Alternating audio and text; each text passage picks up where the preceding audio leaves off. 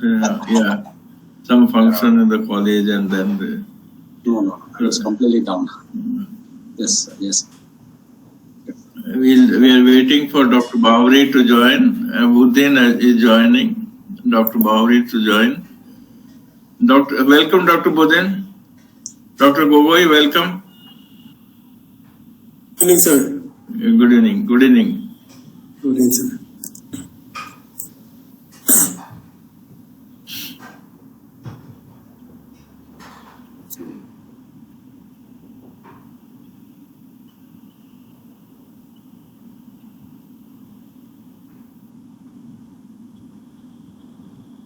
Usman is having some meeting, and he said that he will be joining late because his meeting started at 6:30. So he said I'll be joining late. And then let's hope for Dr. Bhavri and Katoch and of course Ellen Lakshmibai College principal has not joined for long. Now the admission should be over and she should be free from that. And then Mohammad Ali is still in Qatar, probably following the football match.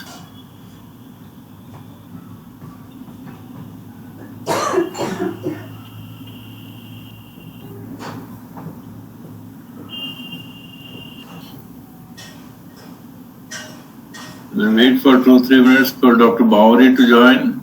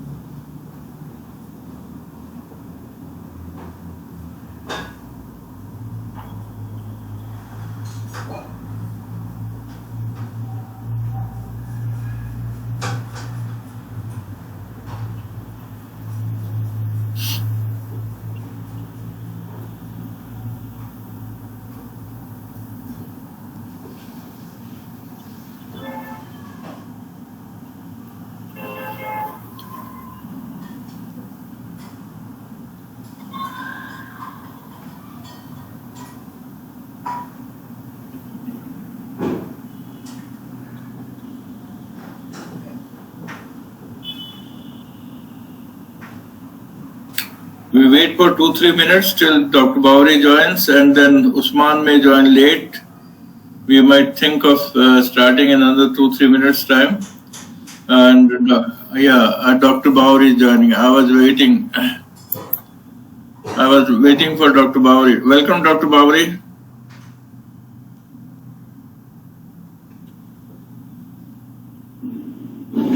Good evening, sir. Good evening. Good evening. Welcome. Thank you, sir. Yeah, I was waiting for you. Dr. Vivan has joined, Manoj has joined, Budin has joined, and Dr. Usman is having a meeting and he'll be joining late. I think Mohammad Ali is already, yes, Mohammad Ali is still in Qatar. I don't know whether he'll be able to join or not. And then we have Katoch and other people. In another 1 or 2 minutes, 2 minutes we will start at 7:05. Yes, sir. I'm in a dark room, so you can't see my face. Okay, okay, no problem. No. Okay, sir, I'm online. Okay. How about Dr. Bhavri and Dr. Vivan? Have you booked your ticket? Because we have changed the program only to suit your needs. I'm having little problem. I don't know how to sort out those problems. Sort out as early as possible. And Dr. Vivan also, yes, you should, because there's going to 6 deans are also joining us. For the 5 deans are also joining from university for this program. and you would be there. Yes, sir. So that will be a very good interaction, and Yes, sir. it will be a kind sort of opportunity to really interact with the people here. And also see how things you come to the Bhivan has not come to Delhi for the ISC program, India Habitat Center. Yes, he has not. No, I have not been. Yeah, I have not been. But then, sir, actually, I did not get permission from my superiors. Oh, They are not allowing me to go because there is a GB meeting they have kept on the 19th. okay. And then there is an interview of the government on the 21st. Oh, So because of that, I have to excuse myself actually, sir, if you don't mind. oh. So we'll be missing you because you are the main people in the program. Yeah, actually, we were the one who asked for it. One main people in the program. We changed it simply because you people were having the exam and other things. In the exams, yes. Right now, the exams are still going on. Anyway. Just see and See that is possible. So try to see where it is possible. Yeah. yes, sir. I'll try that. Well, friends, we begin now because Usman would join us late, and I don't know about Mohammed Ali, and I hope Koto joins in course of time, and then we can start now. Yeah, Purvi has joined. Good. We are waiting for the Purvi. Purvi, welcome. Welcome. Okay, friends, we start now.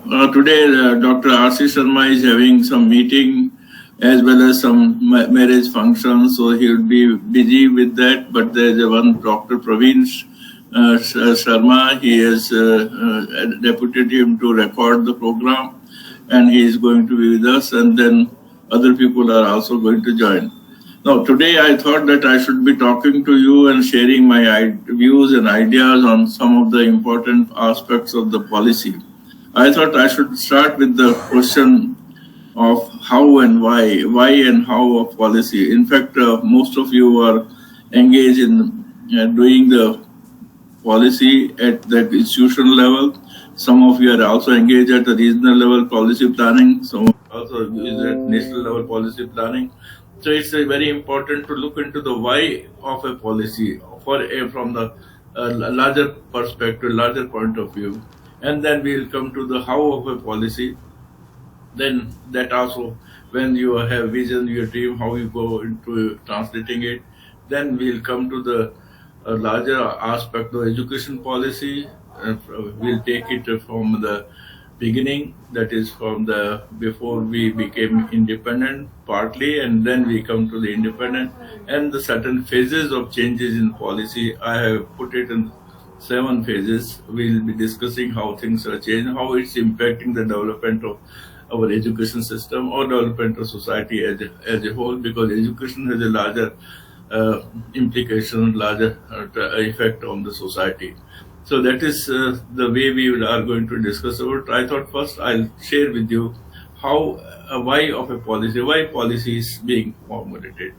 In fact, if you look at any nation state, any country, the first is the aspect of a vision, and they have vision. A country has to have a vision, and when they want to have vision, and you would like to translate the vision into then the concept of implement a concept of achieving the vision takes the shape in the form of some kind of intentions, what you call intentions for the achieving this thing, in the achieving the objects, achieving the goals, or achieving the dream of a nation state, of a country.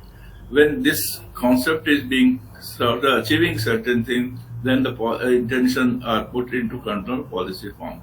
But they are best intention for achieving the dream, achieving the vision, and they are to be, but there is a follow-up of this thing, which is also to be taken into how a policy has to be formulated. When you talk of formulation of policy, vision is also at the back of it, certain kind of worldview. And this worldview is basically formed by your your dream, and dream in the kind of context you are, whether in a country of democratic country or other sort of country. Therefore, you find that dream is also backed up by the kind of a system or context where you are. And when you are in that context, then you think of how a dream which you are trying to put in the forms of intention, how it should be implemented. Then it comes the question of how. And the first is the why. Why policy is required? Policy is required because of the fact that you have some vision, you would like to achieve that vision, and that vision has to be put into kind of a certain intentions. Intentions have to be identified, intentions have to be expressed.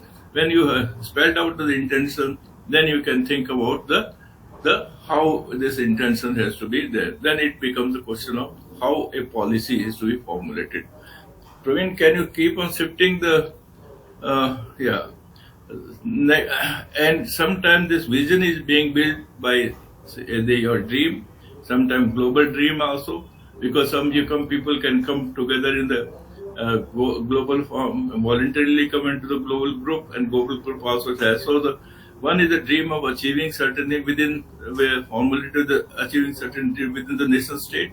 Other is also vision is formulated by desire to bring the development of the people of a nation state by or also by a global group, sometimes UN, UNESCO, and World Economic Forum or other institutions. So this international scenario also helps you in terms of answering the question of why of a policy, because this is a voluntarily group, and they think of a voluntarily considering the globe or the global situation, and they also express the voluntarily that, and within your country, within a country, people also think about development of the people, and therefore the policy is being formulated. There is always guiding worldview, which I often say the worldview. Worldview is guiding that social, economic, and educational, the political development nationally or a global group. When you talk of SDG 4, etc., that's a global group in the education process. So these are the dream which is being considered, and they are being proposed to be taken up for, and therefore there is need for formulating a policy. And how a policy is being formulated, these intentions are to achieve the vision, then they are translated into some kind of statements of intentions, and the statement to intentions are then therefore given the time frame. Time frame may be 5 years, 10 years, or 15 years, whatever it is, depending on.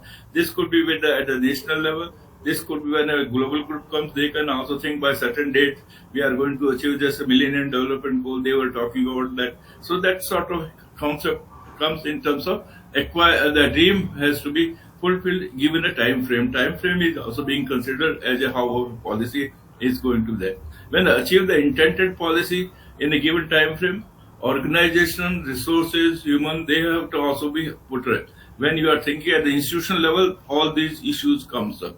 Where the institution of organization, resources, financial, human resources are to be arranged to put in practice for action.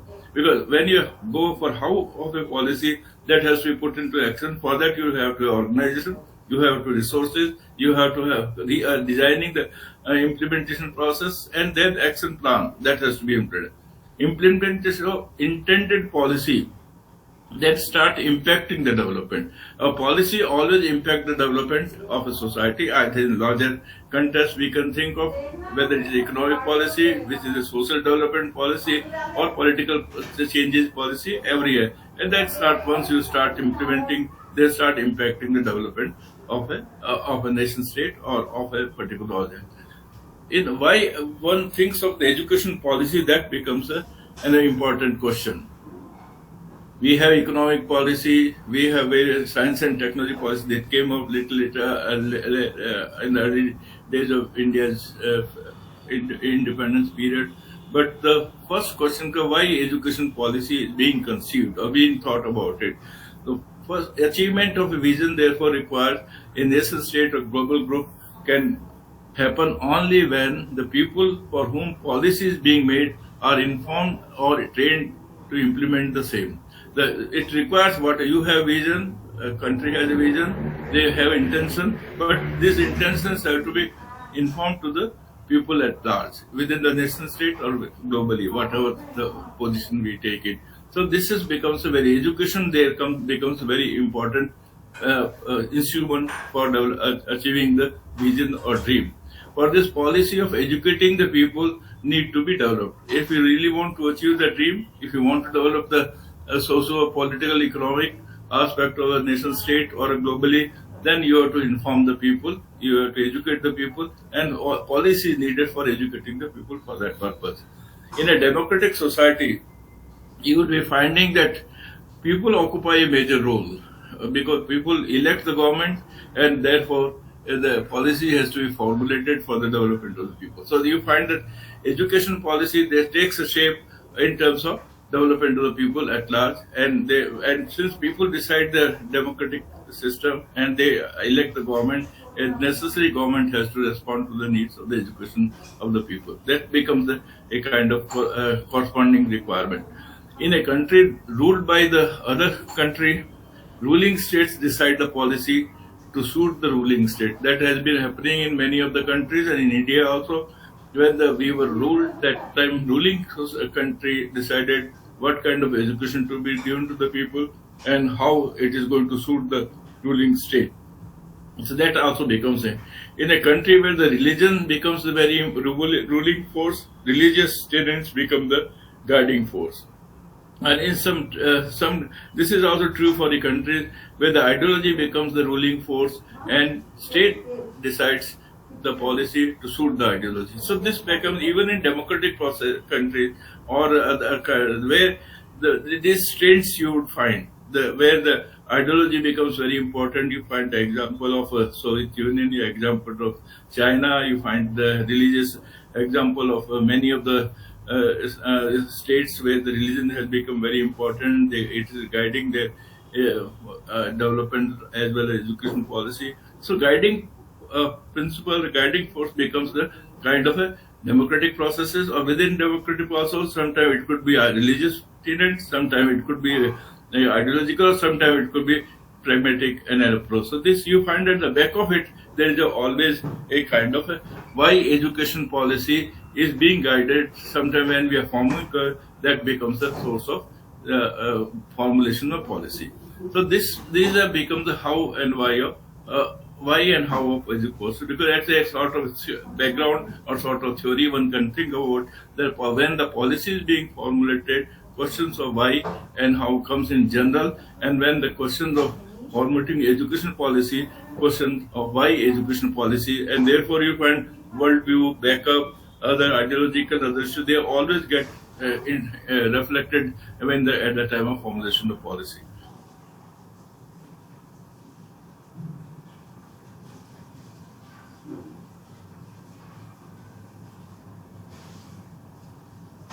Trying, then the question of a democratic country, education policy is a development to the people. That becomes a first and foremost, as I said earlier, that since the people elect the government and the people development becomes the education policy, when it is then a democratic country, it becomes the education of people.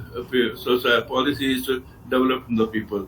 An instrument for policy implementation is designed to achieve the policy. So instruments are developed for achieving. That is the how part of the policy, and they take the form of institutions of education at various levels, organization at the apex and sub-apex level, and bring the policy in the operations. So they have, this is what the next step it takes, how policy, when you are talking education policy, institutions are created, organizations are created, and they are used for the operation of policy. It also decided what sort should be the content of the content in the process of education.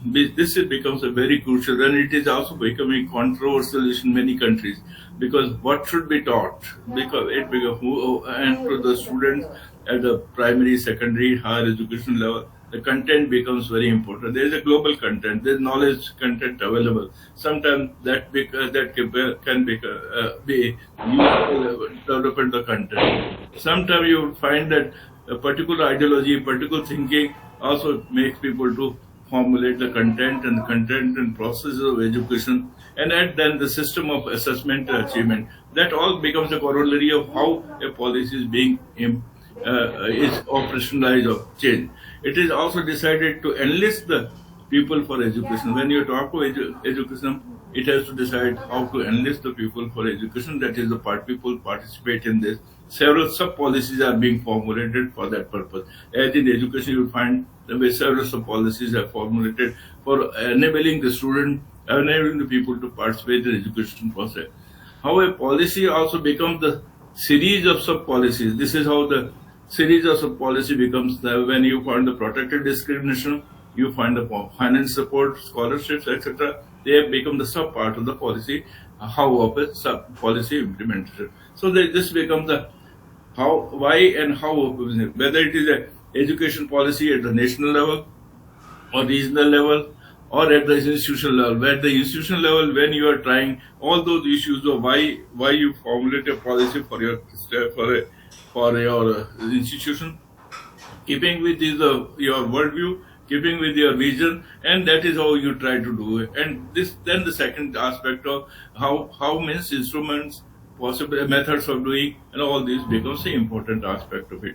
So you find sub policies, main idea, then sub policy, and then framing of the sub policy in operational aspect. Then how aspects comes in this. Next. Now we come to the education policy of India prior to independence. How our education policy has developed within the country, and that has to be also kept, because there is nothing, one doesn't start with a clean slate. Every country has a history, every country has a long period of existence, and therefore you find that they all carry the influences for in the future also, when we are trying to do a change of mind, we are trying to achieve your dream, we are trying to implement your vision. So India was a ruled country by foreign power, that is UK. This ruling state decided to change the native system of education as so as to suit the ruling state. So you find that their main talk, that's why that what called the college admirates or the sergeant commissions, etc. Their main role was to educate the people for the development of their keeping their requirement of police, requirement of army, requirement of administration, etc. And that they could do it through the also directions or the financial incentives or disincentives. So a new system of schooling and higher education was created, and the people were trained to man the administration, policy, arm, and engineering. You will find this always a system which is already existing. When you are trying to change it, there is always conflict. Conflict arises because people are already having a system. When the system changes, the conflict arises. Some people accept it, some people do not accept. Resistance comes. Also, this process has to be also taken note of. Education, although created for a larger cause, larger purpose for development, but the resistance also come because it is existing already with the people for the last over several years or several centuries. So next. Now, education policy of India since independence, I'm going to share with you how things were. Keeping this background of how and why and how a policy, and particularly what you had prior to independence.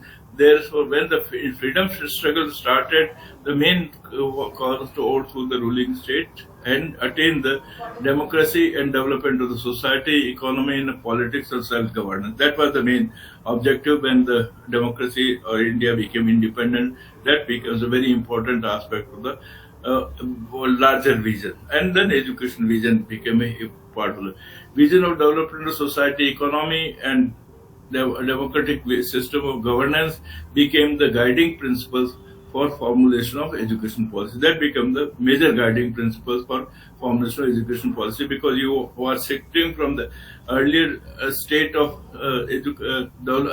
governance to new state of governance through democratic process. Democratic process necessitated, as I already told, that it should respond to larger numbers of people's development or larger society development. That becomes a very key part of it. The formulation, therefore, focuses on the access to education for all. The first and foremost issue comes up when you are talking about education policy, and in a particular you are shifting from the earlier system. Then everybody should be given the access to the education policy. In the previous regime, there could have been some people had the access, some people could not have access. So one of the major change comes in the new formulation is the education for all. When you are talking about education of all, then there is a question of the state prevailing in the democratic countries was accepted, and expansion of education was planned there. Everywhere in democratic and India also expansion of education was planned.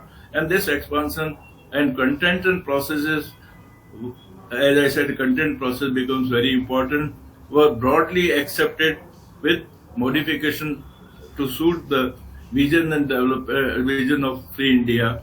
This was somewhat at variance with the vision of Father of Nation, that you would find that when we are trying to start the policy, Father of India, Father of Nation of India, Mahatma Gandhi, came out with the new concept of Nayi Talim, and the concept which we started the policy, which was at variance with this. But it took the shape of what was developed in the India world, what kind of science and technology development was going, how existing system was very useful for that. Keeping in view this new concept, new policy ideas were formulated, but however these ideas were somewhat at variance with the Mahatma Gandhi's new concept of Nayi Talim. Nayi Talim had a different kind of approach, but the approach which developed the education institutions, we have adopted the existing knowledge resources which are being transacted at the institution level.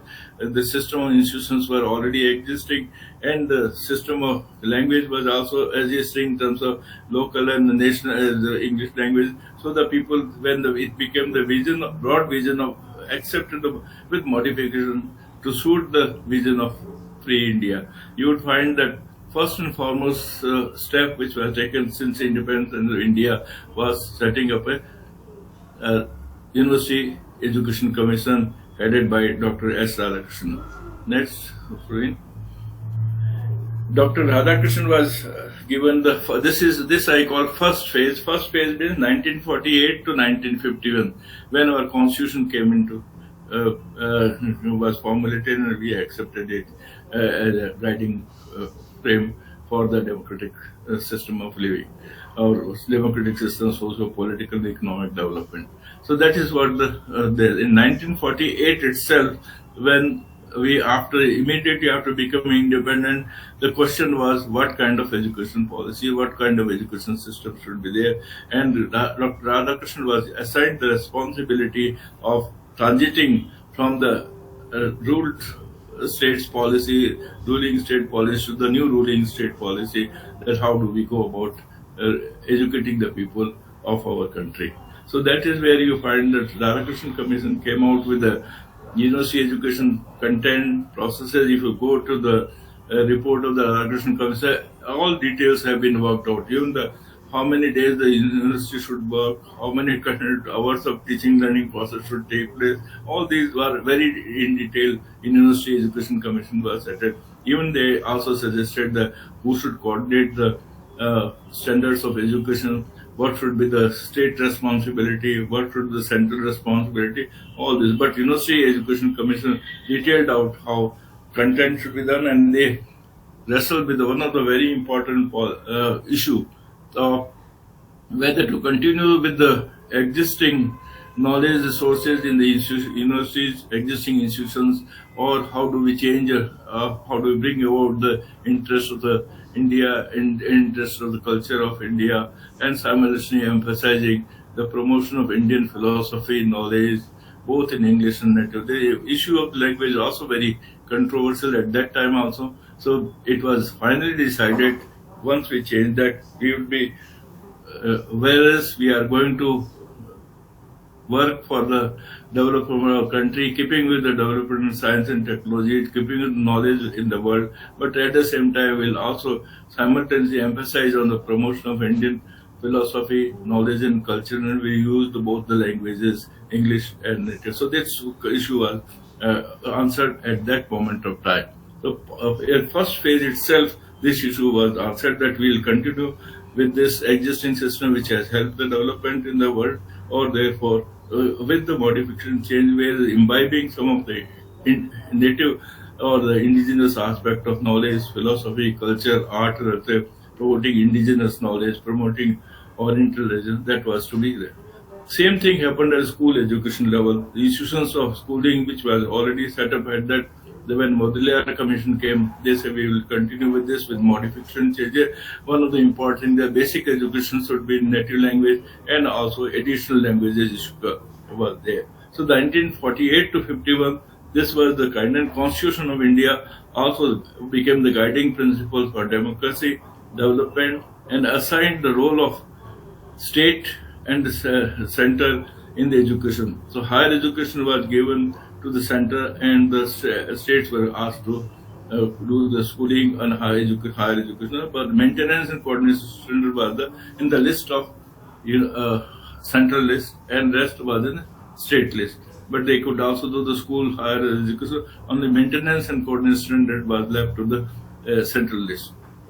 So your first phase was basically answering a very important question, because debate was whether we should overhaul our education system in view of the achieving new democracy and try to bring over the changes which we really want to develop. At that moment of time, this basic question was answered, that we should continue with the existing system with the modification change. We should continue with the English language, but at the same time, we should try to promote. At the basic level, we should try to give the education native language, but additional languages are also there. And how should do what state? Because state was given the responsibility of education. Simply, state is very closer to the people and districts and etc. And every state has a cultural aspect, every state has a language aspect. Therefore, this responsibility was given. Education was major responsibility at state level, and center was kept to coordinate and maintain standards. This was the first phase, which was in that no specific policy was formulated. It was just going on in terms of what the Radhakrishnan Commission said, what Modelier Commission said, and those will get into implemented in terms of policy aspect of it, but not for a particular policy was formulated. 1953 to 56, you find certain changes came at the higher education level when the University Grants Commission was set up through this, which were providing grants and development to higher education and setting up the standards in education. So that became a major change by the government of India. A review of after a decade, almost 1953 to 1963-64, it was felt that we are growing, our expansion is taking place, and institutions are also coming up, but our education is not responding to the several aspects of development, and particularly those who were trying to link the education with the economic development. This becomes a very important issue, because earlier system of education was not directly oriented to economic development. It was oriented to serving the system, administration, other thing. It was not really looking into development to other people. Therefore, relevance of education to develop in the society becomes very important. So the review was taken after 10 years, and when the review was taken, it was headed by Dr. D.S. Kothari, who was a physicist, and then a report came out as education and development. This concept was education to link with the development. It was not education for education's sake, but education for the development of next. So this became the change from education as going on, educating the people, given the resources, given the content, but here is how do we link education with the development in terms of R&D, in terms of knowledge which is being given to the student, content and processes, etc. has to be changed. This led down the broad principles of education policy formulated in 1968. The first education policy came in 1968. In fact, when the Mrs. Indira Gandhi was the Prime Minister. Next, right? This is the first national education policy came in when Mrs. Indira Gandhi was the Prime Minister, and this was first time a written document of what should the education policy should do. Prior to that, you would find 1953, 1956, also national science and technology policy came, but was fixed with regard to the science and technology development, and that incorporated certain aspects of science curriculum, science development in schools and colleges. But no policy as such was formulated to guide the development. But first policy was formulated in 1968, and their backup was Education Development Committee report by Dr. Kothari, and that formulated several things.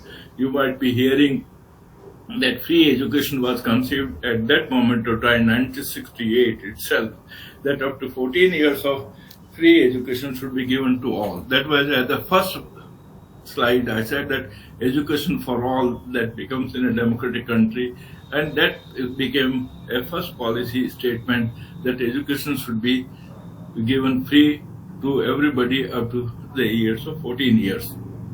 That became guiding free principle, free education for all up to the age of 14 years. This became a very fundamental change which you find, and they said everybody should be, the equity aspect came here, and that sort of change came in 1968 itself. We have been talking of 6% GDP allocation on education. It was the Kothari Commission which brought out first time, and this was adopted in the 1968 policy. The allocation of 6% of GDP on education means our whatever development we are taking, that will happen if we are able to spend about 6% of our GDP. Whatever level of kitty we are having, we may be having larger kitty or smaller kitty of a nation's GDP, but we must be spending at least 6% of, which was estimated, which was seen all over the world. Those countries which were developed, they had spending around 5 to 6% of GDP on their education, and therefore this first policy itself made a provision of 6% of at least intention, which I call internal policies are always a matter of intention, then it is being implemented by program, etc.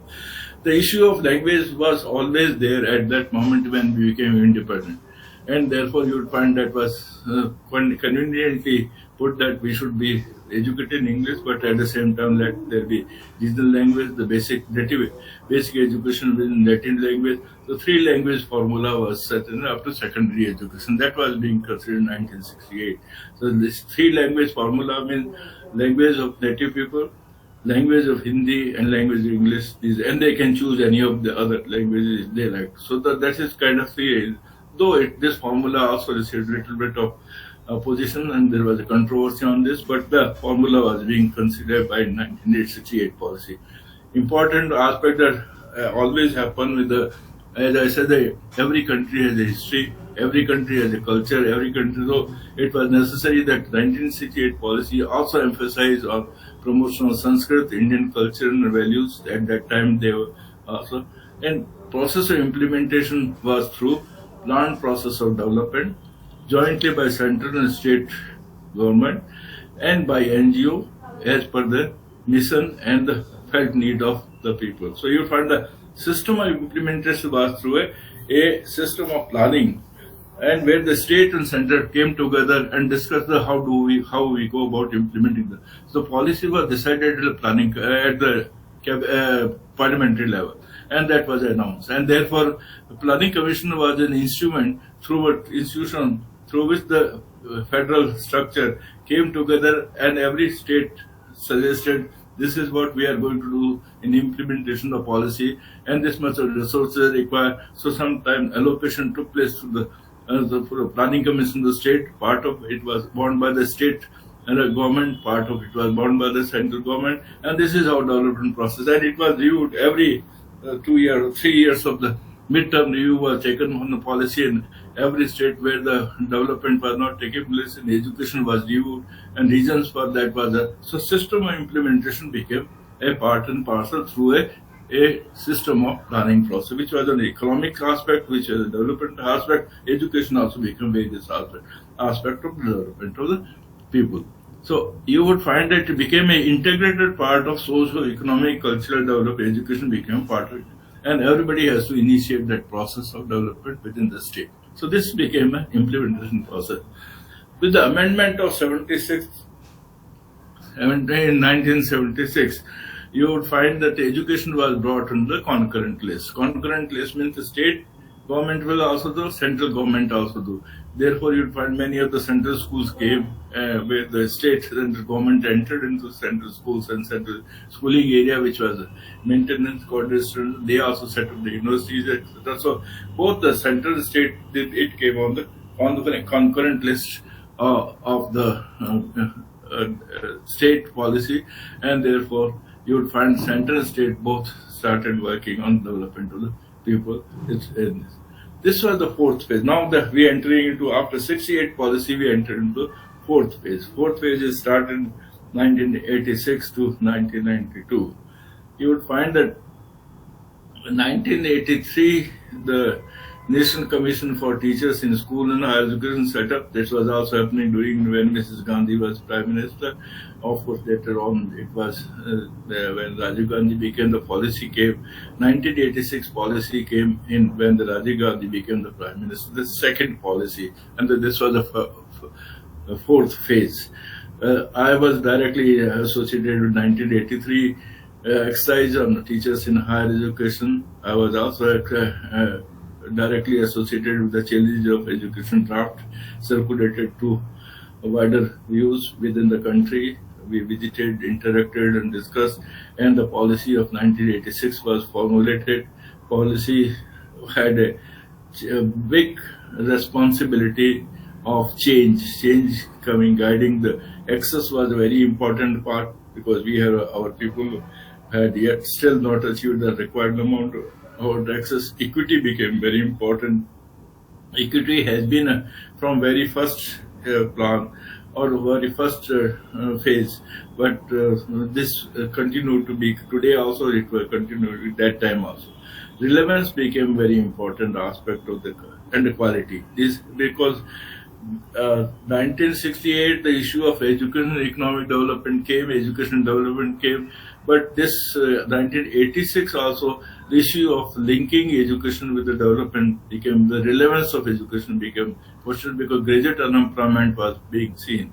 I had done a study on 1977 data of graduate unemployment, census data, and we found, and it was published in 1976 or 70 because the census data used to come very late, and you find that 30% of our graduates in art, science and commerce were not being employed immediately, and there were voluntary unemployment among the women also. So there you will find that some sort of change is required, whether our education policy related to the development of the economy in society. Therefore, some relevance aspect must be added. And 6% of GDP was a constant figure for allocation of resources to education. That becomes the hallmark for that. If you really want to achieve the education of people, if you want to achieve the equity and quality and relevance of the people, education, then resources have to be put it.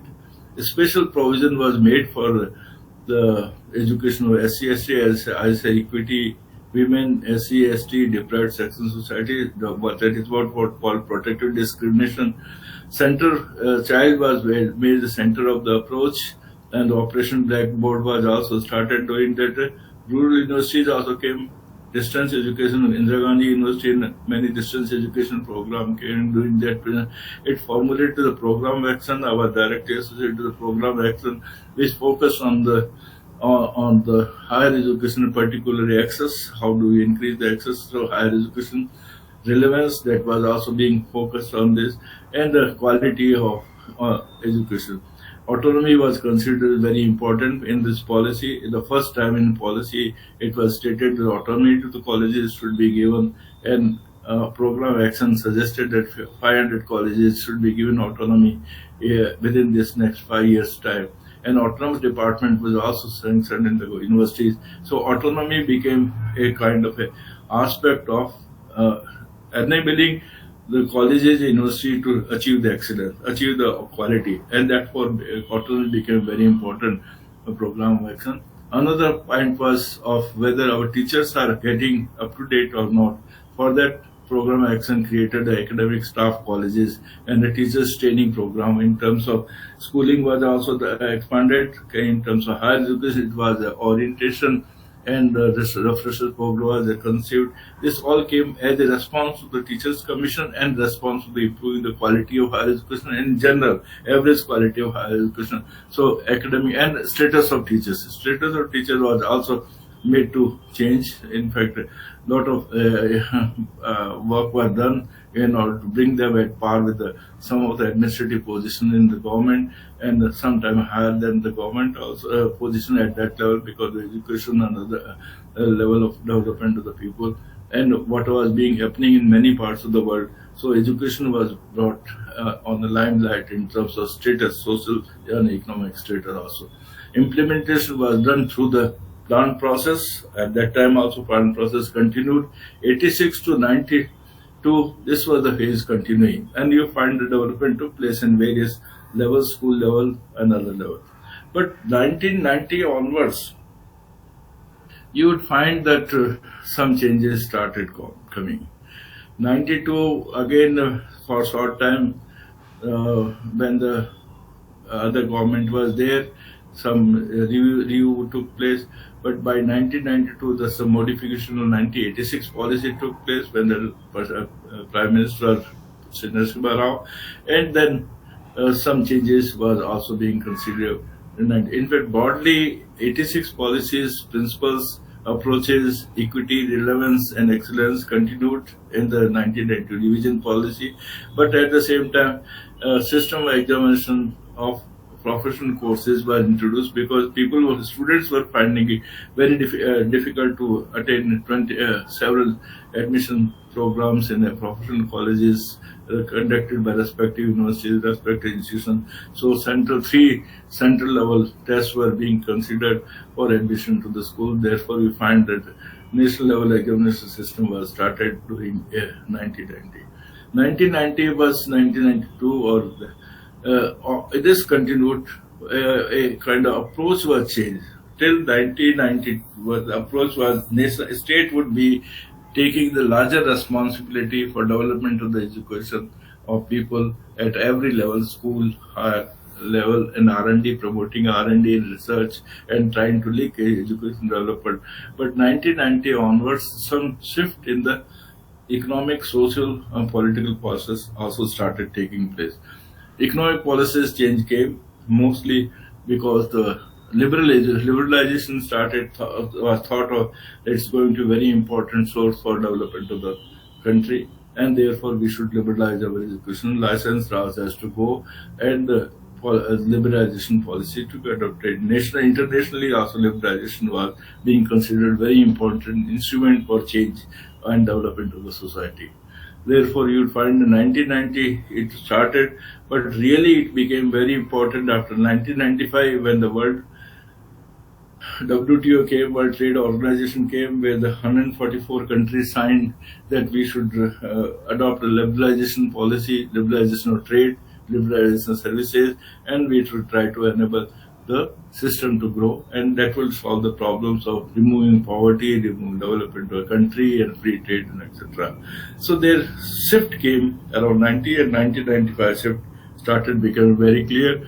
And 2005, when the Prime Minister Manmohan Singh came into position, you would find 1986, 1990 revised policy continued, but focus changed. But the practice started changing. In fact, practice started changing around 1990.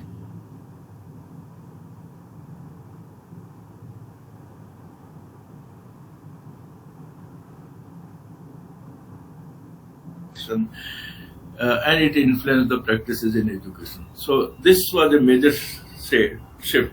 Major shift was state was taking the larger responsibility to promote school and higher education, but with the liberalization, people thought that private initiatives should be there, and private initiatives should also provide education. So you under the policy of liberalization, real change started coming in the education scene of the country and development of the education country.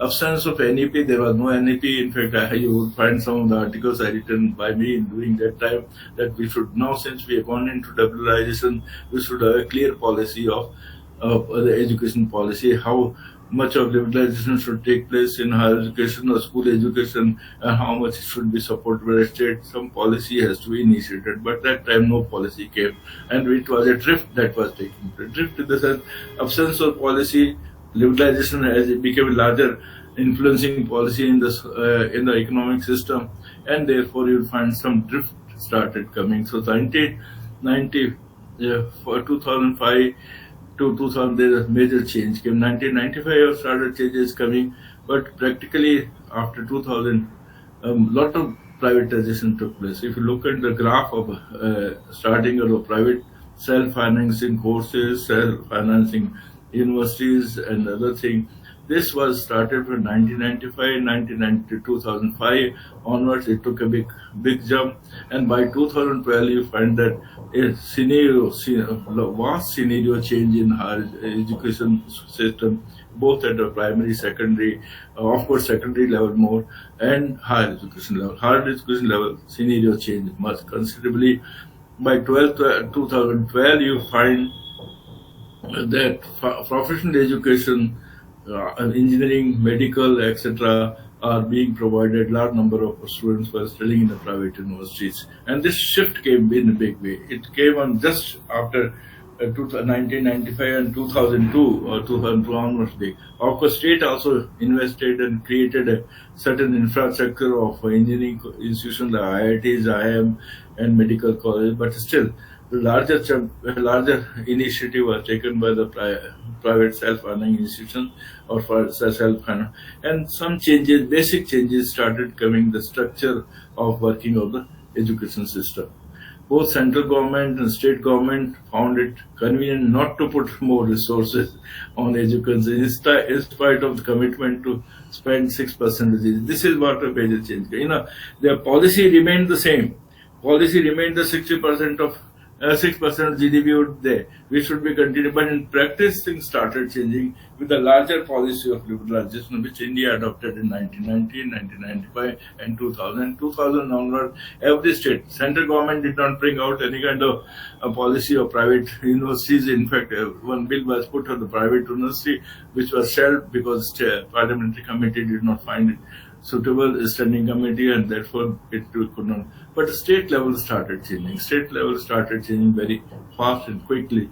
And so within 1995 to 2000, some changes came, but 2000 onwards, the change was very fast, and every state adopted the State Private University Act, and many states set up a private university. More than a dozen of the private universities came in the period of 10 years or so. So today, the scenario has changed. The third party has become very important. Third party is called the institutions which came with the private support of private institutions, where the student has to pay the fees. Earlier concept was the state would be bearing most of the expenses. The institution of the education, higher education, student has to pay the less fees, and they would be trained, educated, and they can join the occupation, job, etc. As a result, you would find many people also went abroad with the cost being met by the state. But after 2000, most of the expansion came in the private sector. Private universities came into being, and the private self-finance. Even the state public institutions started setting up private self-financing courses, self-financing. And another spurious development took place during this period. That was spurious development, I call it, because in order to reduce the cost of education, avoid the needed expansion in education, additional fund in higher education, school education, they came out with the concept of Shiksha Karmi, which is time to not appointing the full-time teachers, ad hoc teachers in the universities and colleges, and then contract appointment, etc. So the shift came very quick. Shift came with the policy, without a policy, without a kind of, it's a kind of drift came in terms of absence of policy, and practice changes. Practice started changing, and as a result, when you find that private universities came or private schools came, the teachers earlier being appointed, etc. System change, and some you find that ad hoc teachers were there. Even government get into the new concept Shiksha Karmi by not paying the full-time teachers and paying part-time teachers, ad hoc teachers, etc. So both public and private both get into the new mode of acting a operationalized in educational policy, etc. And then we come to the seventh phase. Phase seventh is that up to 2012, the expansion took place, but 2012 onwards, expansion on private sector slowed down because 2012 onwards, the process of over-expansion was being observed in the professional colleges, professional engineering colleges, etc., and then it slowed down. It is taking place still now, but it is slowing down. It was not as fast as you find in the previous decade of say 2000, 2012, but this is slowed down. And 2014 to 2020, where we are going to have the policy, this was a phase where things were continuing in the past manner, and that it was a trying to draft the policy. And it took almost 6 years for the government to draft the policy. And the NEP came in 2020 with the Prime Minister Narendra Modi.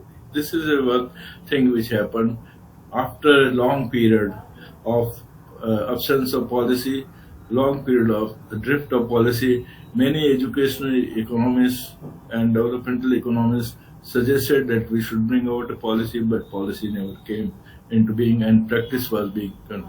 And this policy was recommended by the Kasturirangan Committee, and the recommendation centered around 7 broad principles. You find here is a major change is coming, at least policy formulation. The drift took place, the development took place, private universities came, private self-financing courses came in public sector, and a general trend remained in terms of state should not invest as much as is needed. Of course, they were spending 3 to 4%, 3% less than 3%, sometimes less than 3%. But that time when the education expanded, particularly education expanded at the school level, many people knocking the doors at higher education level. Education expanded, leading to the people asking for the professional education, people asking for medical education. That investment didn't come. As a result, you'd find the changes, privatization came, and private partly responded. Many people migrated to other countries for education, and that changes started coming good. Earlier they were going, but limited. But new educational policy, when it came, the Kasturirangan, it brought about a major change in terms of thinking and broad principle. If you take the broad principle, some was carry forward the earlier one, carry forward the earlier ones, autonomy, excellence, and relevance there.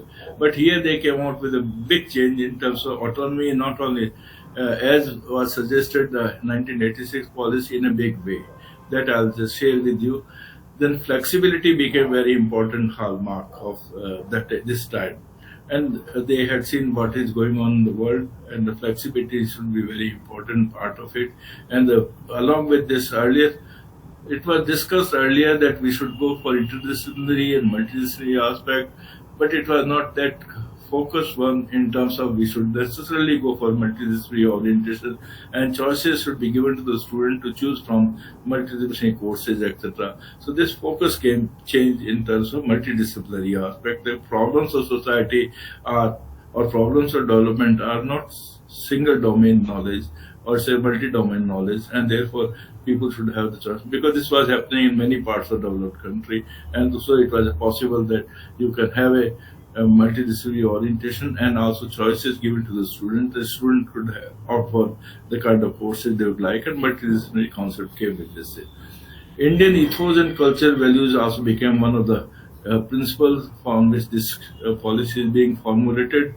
Consolidation became one of the important suggestions of the Kasturirangan Committee. This is a major shift from the earlier policy system. Because earlier policy allowed expansion. Expansion took place in several ways. Expansion took place in special institutions, B.Ed colleges, etc. They have about 30% occupies B.Ed colleges, which are enrollment 150 to 200 students. So it was non-viable sort of small college. Then standalone colleges, management, etc. They also came. And today, while we are discussing this point, about 42,000 colleges, 42 education institutions are there. And this policy of 2020 was therefore how do we consolidate this larger system and to make it more comprehensive and allow. So they had come out with some suggestion of consolidation. On governance, they talk light but tight. How it's going to happen, that we'll discuss, because apex organization have not yet come. But discouraging commercialization was also being put in the recommendations of policy. Commitment to 6% of GDP was also put. You will find that there is a shift in terms of flexibility, autonomy, multidisciplinarity, and consolidation. This becomes a very important hallmark of the 1920 to 2020 policy. And then, but earlier policies were put in the parliament to make it acceptable by all. But this was still this policy is still an executive policy, and implementation also appears to be through executive orders still today. In fact, now the parliament is on. We hope that certain things would be placed or certain changes which they are conceiving in the policy, because apex organization policy has been suggested, and the new structure of governance also has been being suggested, recommended by the custodian committee. Then also the consolidation method is also suggested by the certain period. This should be consolidation should take place. So you would find that therefore you find some of the states they say they are not going to implement policy. Some of the places that we are going to implement the policy.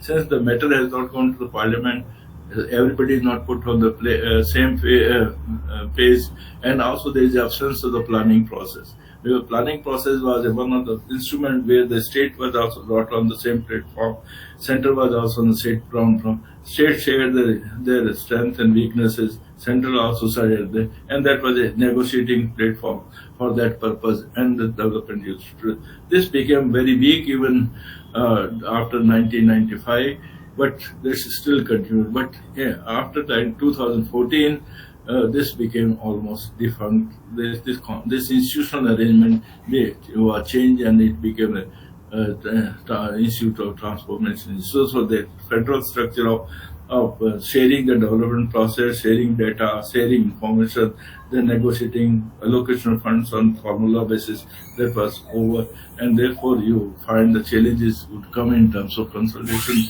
implementation challenges. So this became the policy is still today on the executive I say, and how it's going to be implemented. Therefore, it's a big challenge. Now, I would like to make it the next phase, which is what is going to be impact of this policy. That is going to be next point which I like to make. So, Praveen, can I have next one? This is likely impact of NEP 2020. This is what is a challenge. This is things are before us. Now it is everybody, every institution, institution of higher education are put to a major kind of thinking process. Then implementation process will come into being. But right now, this is a kind of likely impact is going to. If the policy is implemented honestly and sincerely, it will bring a change in landscape of higher education. But the challenges are many. Challenges are very important. How it's going to happen, that is yet to see. There is no program of action. There is no system of doing it. Although there is a statement by certain period, certain things would be achieved. But how it's going to be achieved, what allocation of resources bring, how they are going to negotiate with the private sector, which is also big one, how they are going to negotiate with the state government, where the different state government political parties are there. So these are the things are there. The first and foremost question would come up consolidation. Consolidation institutions from 45,000 institutions to 10,000 institutions. Means how do we bring about this consolidation? There are separate institutions, the small institutions run by separate trusts, also organization, government, and etc. This will become a major challenge of how it's going. They have to work out a detailed blueprint for doing it, and resource support, changes the human resource, all those they have to go out and therefore then only implement. But if it happens, it will change the landscape of higher education. So this is the major impact which will likely to have impact on the education system, and therefore according autonomy to the colleges and degree granting status to the colleges and the three-tier system. This is another point. The system of providing autonomy as it is operating today is a very complex and very difficult one. But if you want to give autonomy to larger number of colleges, consolidate them, bring them, give the degree granting status, it would require a major overhaul in the system. Major overhauling in the system means would be that concept of autonomy which is being operated now, or concept of granting autonomy which is being done, is a very difficult, very complex, and then it would not be really achieving this objective even after 2035 or onward. So this becomes a very important. Consolidation and autonomy are the major challenge. And of course, it's a research and teaching, three-tier institutions, they are conserving. That these would be a how we go about research institution. You can how support would come to this those who are engaged in research and R&D institution. How teaching and research will be promoted. How teaching and research with a degree granting status will be promoted. It requires a total blueprint, a total action program action, and total plan for this. This has to be and sub policies, which I call sub policies, have to be very clearly worked out. And the sub policy worked out for the promoting education to the SC/ST and other area. Similarly, here the sub policy of consolidation has to be done, and sub policy further have to be covered. Multidisciplinary is a good approach. Flexibility of subject choices but it requires a lot of resources, lot of change in academic processes and credit system. So they will find that it's a good concept, it's an out-of-box concept, but implementation policy has to be very clearly worked out in terms of how this thing would take place, what are its implications in terms of requirement of human resources, requirement of the physical infrastructure, requirement of all this. This there to be detailed worked out. It's a major task which has to be done. Access with equity for achieving 50% GR by 2035. Of course, 27 to 30%, 50% is a major change which will come over a period of 10 years or 12, more than 12 years. But still, the one has to work out because some of the states you'll find they've already achieved the GR. Some of the states are lagging behind, but it's not only GR. In fact, basically it's the quality GR. I have paper written on quality GR, which I have put it on the LMS, which you can see it. This will become a very important point.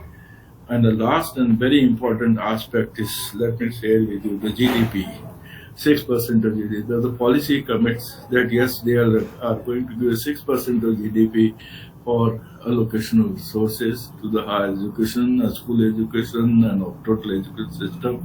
If you are taking total 6%, today it's less than 1% which you get the higher education. R&D is also there. Research and development are becoming a very important aspect of it. Therefore, allocation of 6% GDP is required. But for the last 2 years or 3 years, we are not finding that this much of this. Although it is commitment was there, 20% of increase would be there every year.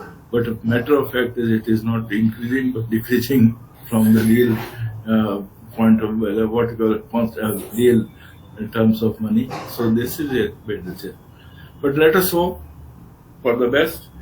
The path is very difficult. Intentions have to be proved. That is very important challenge before us. And that intention, if proved, would require a lot of commitment, lot of work. And once these intentions are proved in terms of allocated resources, developing the blueprint for implementation, blueprint for consolidation, bring about the policy changes at how institutions work, then one can think of achieving that. But let me conclude that concept, idea of as recommended by policy are novel. If they implement, they'll change the landscape of our country, our education process of our country, flexibility, autonomy, consolidation, that becomes major. Although consolidation is being viewed from the Ivy League institutions of USA, but they have evolved over almost 100 years or so. So that has, but direction is being suggested, intentions are being stated, but how it's going to happen, it requires a detailed blueprint and more than 6% of GDP, if you really ask me. if you really want to, because you are transforming the whole education system. It requires more than that, and many people are uh, aspiring to get professional education. You have already seen a good proportion of our students who are aspiring to become doctor, MBBS. They are going abroad and they are studying in the countries where the problems are there. You find in Ukraine, you find China is still continuing, and many other countries, in some of them are the CIS countries also. So this is the major challenge which is coming. Investment has to be there by public sector. Where the private sector has come, it's a happy sign, but it has to be very good for the purpose. I think I'll stop here. I've taken more than required time. I thought today I wanted to share my ideas and thinking on this subject, how things are moving, how things are moving. I'll stop here and then I'll invite questions and answers.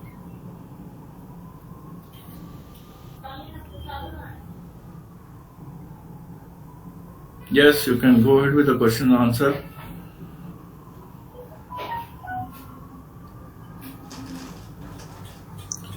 Sir, let us have a break for few minutes. Okay, we can have, because it is already 8 o'clock, so we can have a break for 10 minutes. Is it okay? It's okay. Beyond it's okay. 10 minutes break. Yes, sir. 10 minutes. We need 10 minutes break. 10 minutes. So we break for 10 minutes and then we have question and answer. Usman has joined a little late, but it's okay. Let's have the 10 minutes break and we'll reassemble at 8:20. Huh? Or Yes, 8. Okay, sir. Dr. Sharma, I have got a meeting, another meeting at 8 o'clock actually. Can I leave now? If you No don't choice. mind. Yes. Okay. Or if you have to, if you have questions, you can raise right now and I'll answer. Actually, what I like the point, especially on with regard to policies, because when we look into the state, our state of Meghalaya, we don't have an education policy, and because of that, we realize that there are a lot of issues. That's why the state of Meghalaya, I think, in terms of education performance, we are the last. We are only a state which is just before Ladakh, and you know Ladakh became a state. Yeah, very small. We are the second last, just before Ladakh. So one of the reasons which I realize is that the state policy or the policy for education is very important for a state. And you know, unless we have a policy, it will not be possible for us to really function, especially when it comes to education. So I really agree to the point that we need to have policy for education. Okay. We'll. I think that's well taken. That's why I elaborated on how, why, and how a policy. And unless a policy, nothing can take progress. It takes drift takes place. Some things happen, but the policy tells you where you are going to begin and where you are going to end in terms of achievement. So therefore, policy is the first and foremost. First is idea, vision. What vision the state of Meghalaya has, what kind of Meghalaya would like to develop given the socio-economic cultural status, and that vision translated into what is the worldview which we are taking for the development process, and then that gets further translated into education policy. And further the education policy then get into national, global, and then where do you stand. So sub-policies, which I call, every state, even institution, has to develop the policy of its own for next development. It may be linked with the national, global, but at the same time, every state, every context require different kind of sub-policies. Sub-policies to bring about changes which are required to fulfill the dream, vision of the institution. So that becomes very important aspect of this. Thank you, sir. Okay, we reassemble at 8:20. Okay. Yes, sir. Okay.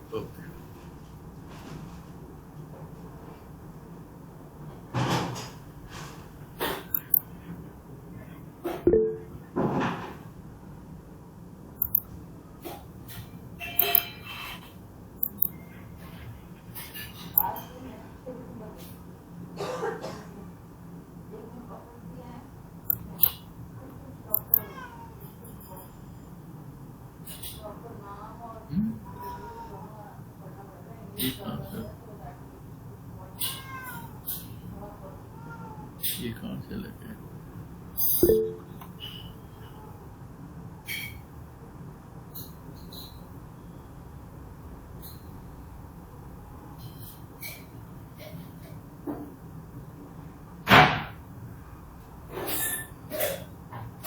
ये मेरा खत्म हो गया है।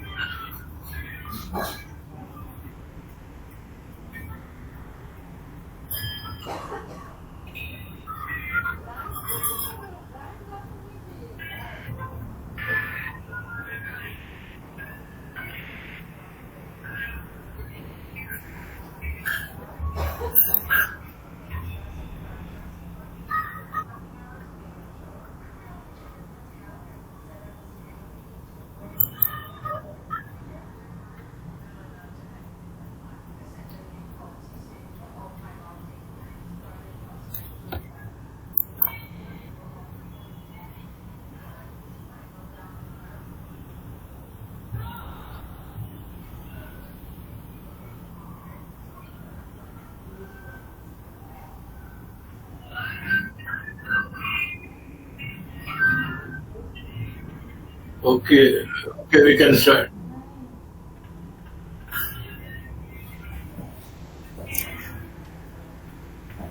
Yes, sir. Yeah. We can start. Okay.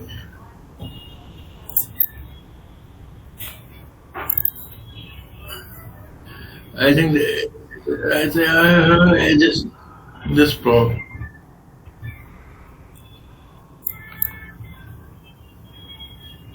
Can I leave this? And yeah, I think I've logged in twice.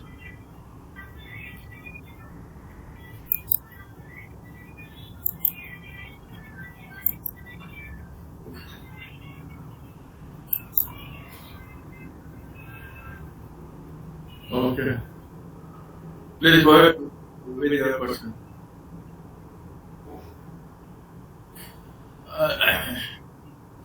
Dr. Praveen. Okay, let's have some questions. Yeah, Dr. Usman.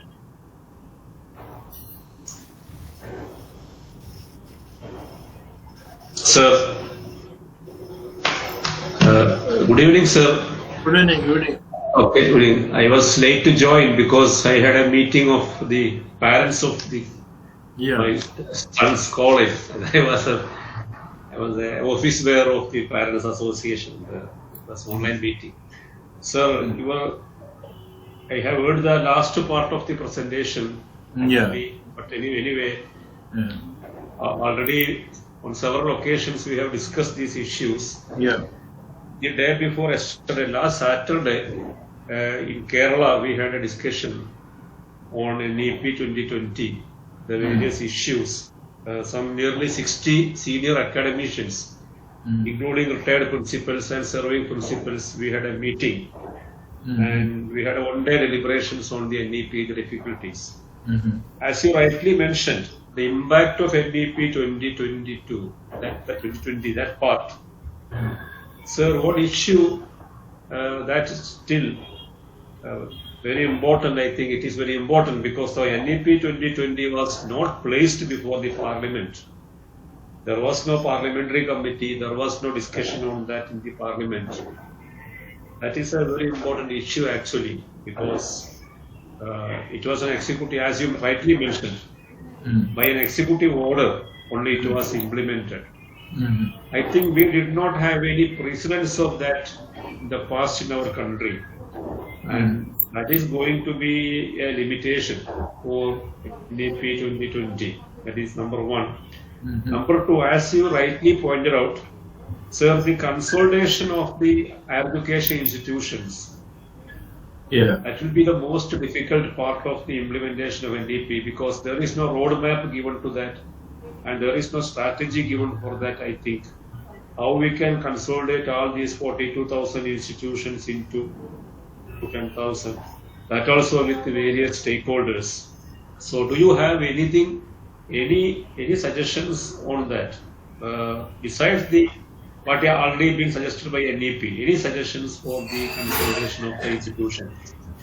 Because the one problem, sir, I would like to point out is that when an institution moves from affiliating college to autonomous college, there is no problem.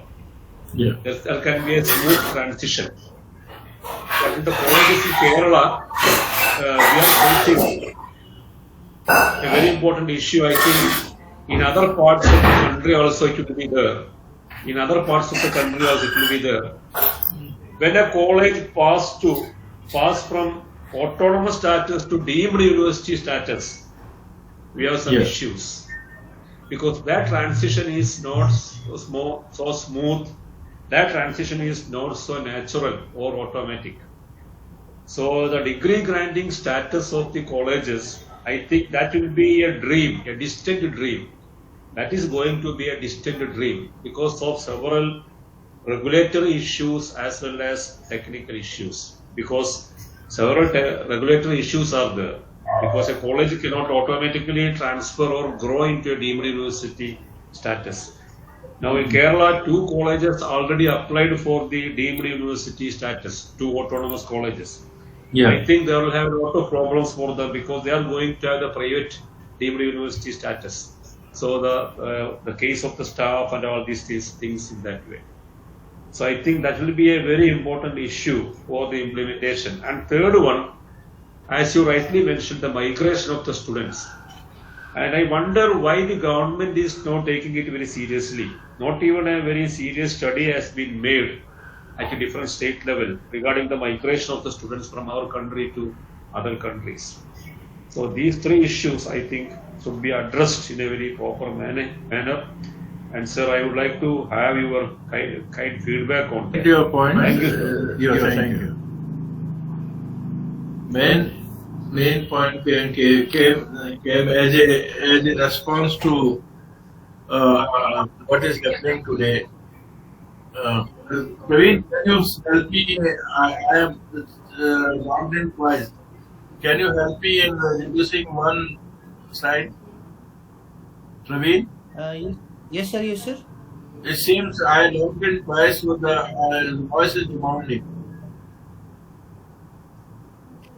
Just a second, I'll check. I think Yes, who else would be there? There are 2, so you can just Because check out your it vanished, sir. so I logged in twice. Yes, I can see. Can you just do one small thing? In your browser, there must be 2 tabs of the meeting. Where? Might be Where? in the Google Chrome tabs which are there on the top. You might be like. Hope you are not using your mobile phone also for the meeting. No, I'm not using mobile phone. What happened? Yeah, this went off from my screen, so I logged in twice. So you now just it is logged in twice. understood. You can just look at. I'll just show you my screen.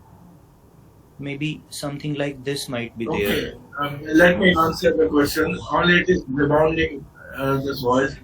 Dr. Usman, the third question, there has been a problem of really following the right kind of policy. There is audio disturbance, sir. Sir, Yeah. there is an audio disturbance. Two speaker is open from seat side. Two speaker is open from seat side. So one should be closed down. Salary. Discussion is disturbed.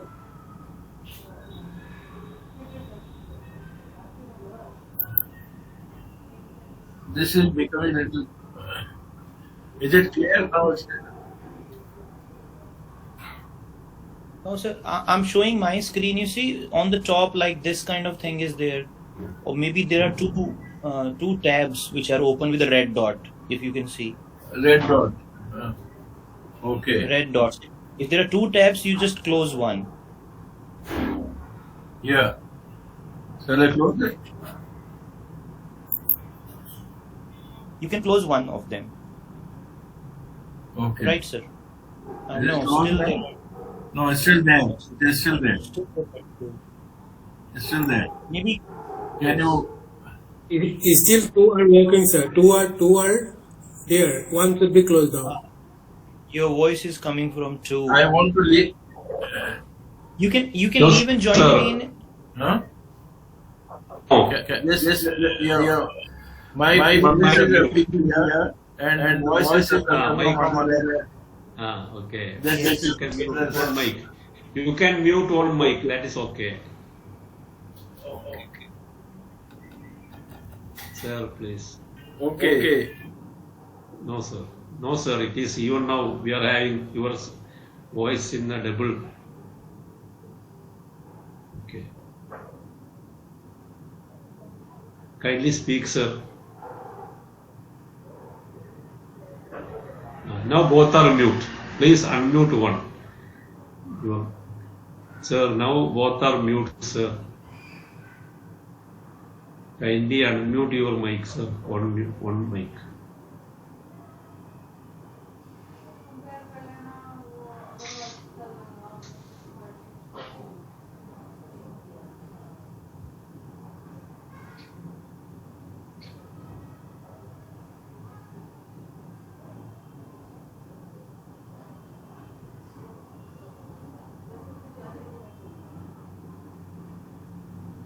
You are on mute now, sir, completely. Because, sir, no, Sir, you please can. Yes, sir. Sir, please unmute one. Unmute one.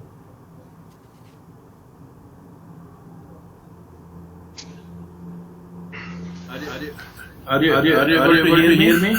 Are you able to hear me? Yeah, we can hear, but the same problem continues. Sir. Are you able to hear me? Yeah. Yes, sir, both mics are on.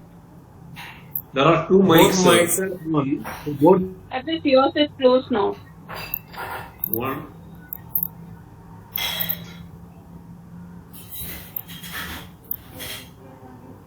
Okay. Now I think it. Are you able to hear me now? Yes, sir, we can hear, but Sir, 1 point, sir. Are you able to hear me now? Usman, are Yes, you sir. connected to the? No, sir, Yes. 1 point. So someone is using Are you able mobile to hear me? probably, sir, at your home. Someone might have been using your mobile also. That should be unmute. So at your home, someone might have been using mobile, not. Are that you should able be to hear mute. me now? Hello. Usman, we can nobody hear. is able to We hear can me? hear. Here, sir, we can hear. We Now can it is hear. all right, sir.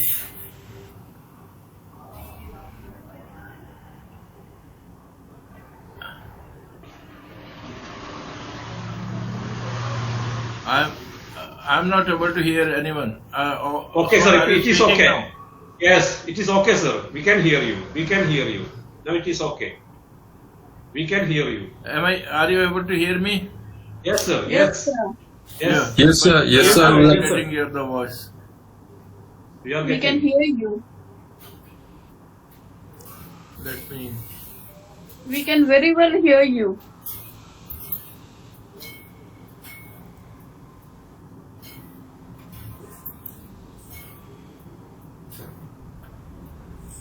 Praveen, how do I go? You have to suggest me. Yes, sir. I'm It's not fine, able to sir. hear. Now, sir, you are audible. Now you are audible, sir. Now you are I'm audible, not sir. able to hear. You are not able to hear. Yes, sir. Okay. Audible. Audible. We can see you. I'm not able to hear. I see. Is the I mic can remove Okay, and then still sir. also I'm not able to hear. There is a problem Connect to the in your. real text. I think what he said the real You have real taken text. the earphone on, sir. Your earphone have been taken off. Okay, I avoided earphone. I removed the earphone. That must be the reason you can't hear. Are we audible now? We can hear you, sir. We can hear and see you, sir. But I'm not No able to problem. hear any one of you. Let me start the earphone again.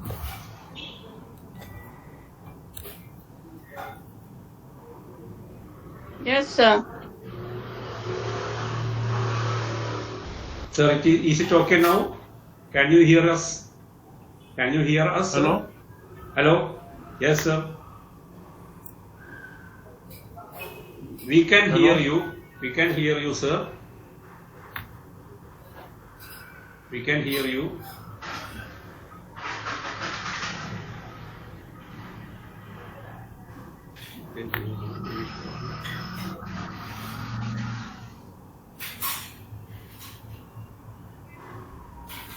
Praveen, can you suggest me?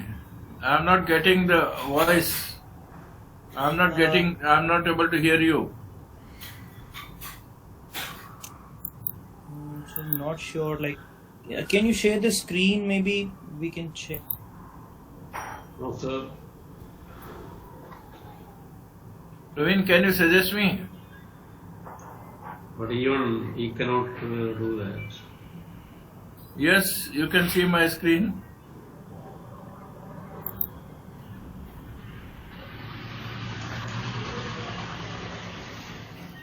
Let me log in again. Do you suggest, shall I log in?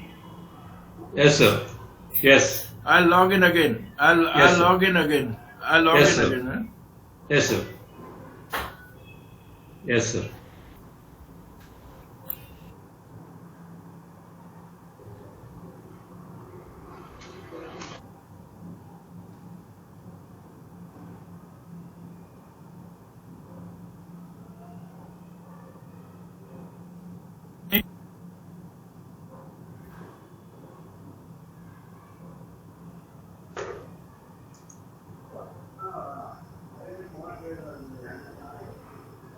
Yeah, are you able to hear me now? Yes. Yes. I'm able to hear you. Okay. There was Okay. a Okay. technological problem. Okay, I sir. had to log. Now, one of the important issues which you raised about not able to expand the kind of education we require to give to our aspiring students. It is one of the things which I have been saying that it's a bad economics. We have to spend the money on the professional, general, other education so that our students are not required to go out in large number to study, because when they go out, they spend a lot of money, which is sometimes equivalent, I estimated, to what we spend on development of higher education. Therefore, this bad economics is driving our students out. Those who want to go for other types of required education which is not available, or they want to do it for other reasons, that's most welcome. But just they are forced because availability is very less, affordability is very difficult because the cost of professional education is very high. Therefore, people want to find out a place where it is reasonable and at the same time they can afford it. So this has been one of the challenges for the present education policy, as well as those who are driving the education system at the political level. This has to, and I raised when the chairman of UGC was taking a meeting with the private education providers, I said we should try to respond. Some of the states have started responding.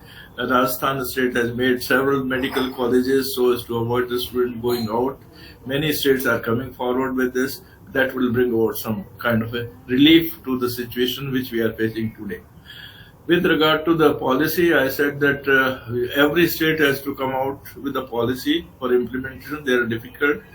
I know degree granting status issue is very difficult, but that's the only answer for the future. Maybe it takes 5 years, 10 years, because either we have to reformulate our system of colleges, because the colleges are run by trusts. Several colleges are run by the same trust, and these some of the colleges are located in the nearby distances of 10 to 15 kilometers.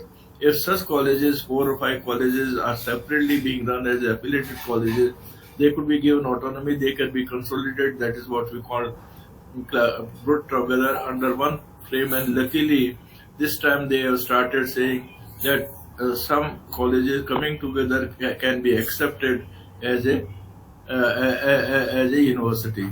So this is a change. How deemed to be university will be given, but deemed to be university has changed the policy with regard to consolidation of 4 or 5 colleges under one trust, and they can ask for the deemed to be university. But that won't be full answer.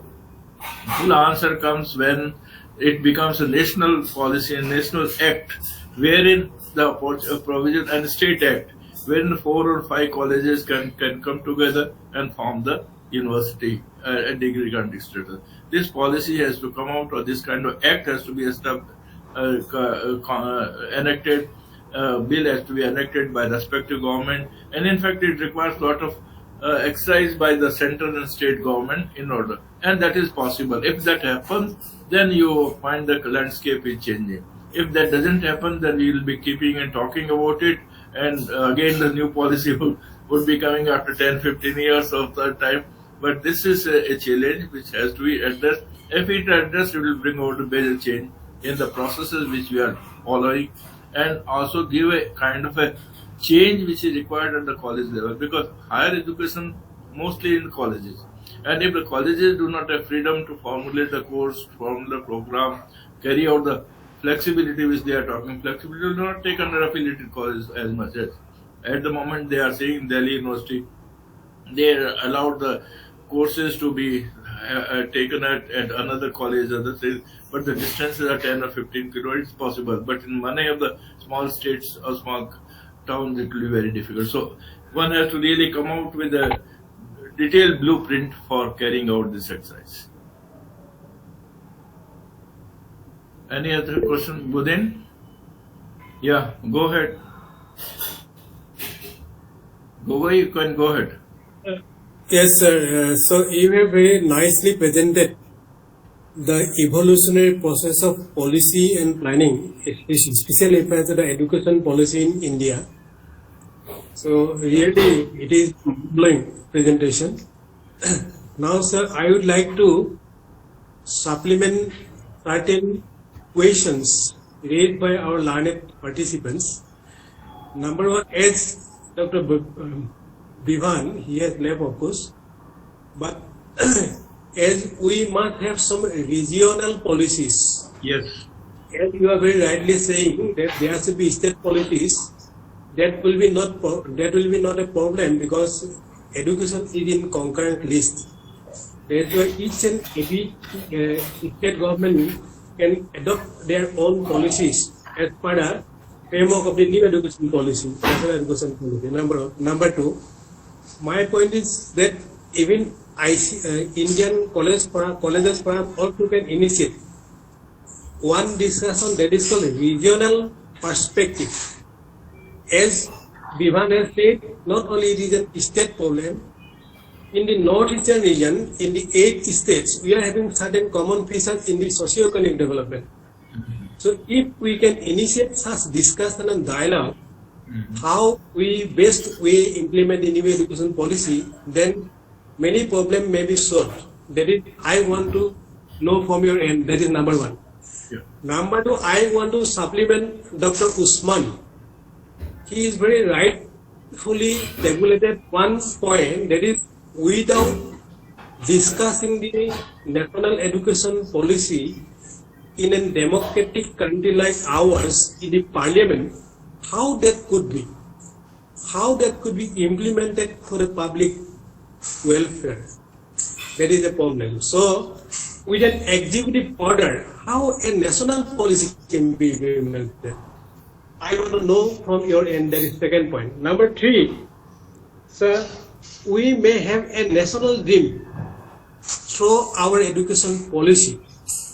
And if that national policy or national dream is hidden without public debate, then that will create a lot of problem.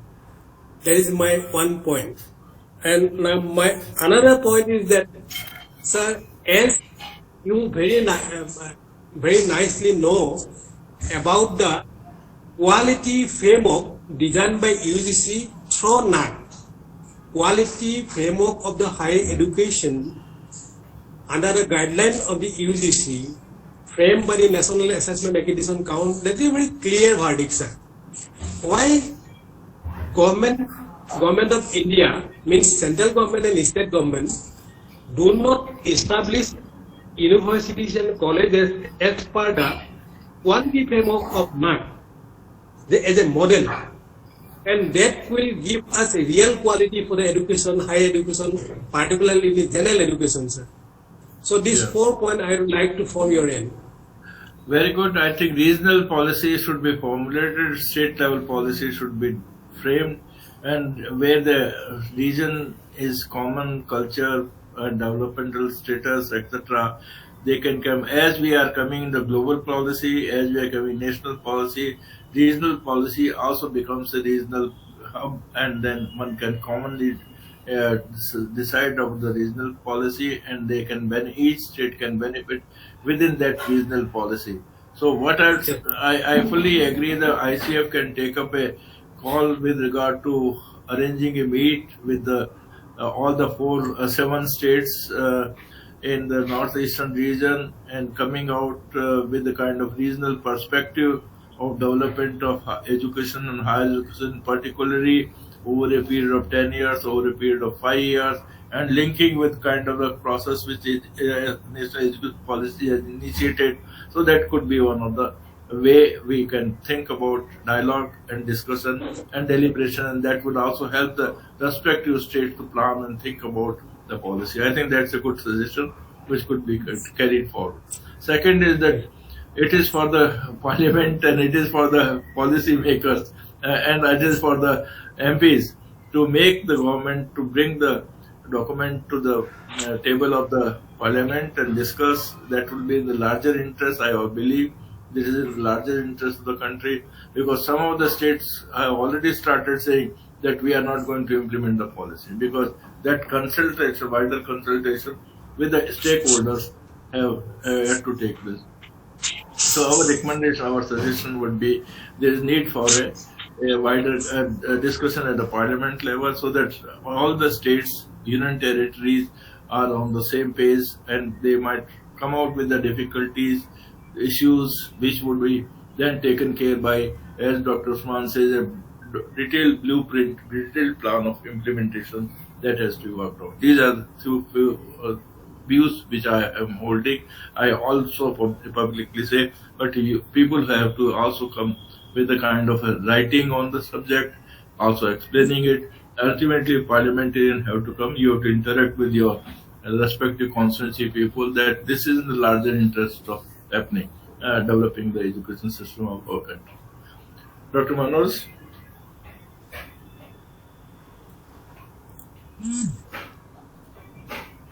Hello. Yeah, Dr. Manoj, yeah. Sir, first of all, I would like to express my sincere thanks to you for your beautiful presentation and elaborate discussion on how our education policies have gone through changes with the change in time as well as with the changes in government and their ideologies. And it is nicely explained by you, sir, that from pre-independence period till date, how the policies have been changing, and with the changes in perspective, with the changes in content, and with the changes in the global environment as well. So far as the policy, new education NEP 2020 is concerned, I would like to raise 2 points. These are supplementary to Dr. Gogoi and Dr. Usman, that the policy is ambitious enough, and it has a very big dream to achieve 50% GER and allocation of 6% of GDP to achieve the goal. But I am afraid that if it is to be implemented and executed for the country as a whole, then the stakeholders, that is the all states, should be taken into confidence. But that has not been taken. And furthermore, the since the political party in different states are different, and same party is not ruling all over throughout the country in different states, so there will be a sort of conflict between implementation of this policy by, which is framed by the central government, and which is where the other political parties are ruling in the states. This is number one. Another thing is very complex, that is the multidisciplinary approach with flexibility. That is entry and exit, as well as movement of students from one institute to another. There are a lot of issues which are not addressed in the policies, I think.